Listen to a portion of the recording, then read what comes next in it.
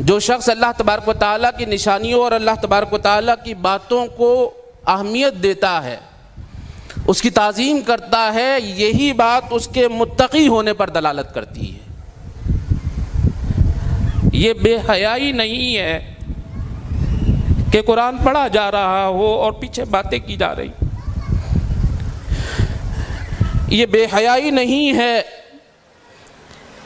کہ جمعے کا خطبہ ہو رہا ہو اور باتیں کی جا رہی ہیں۔ یہ بے حیائی ہے، یہ اللہ تبارک و تعالی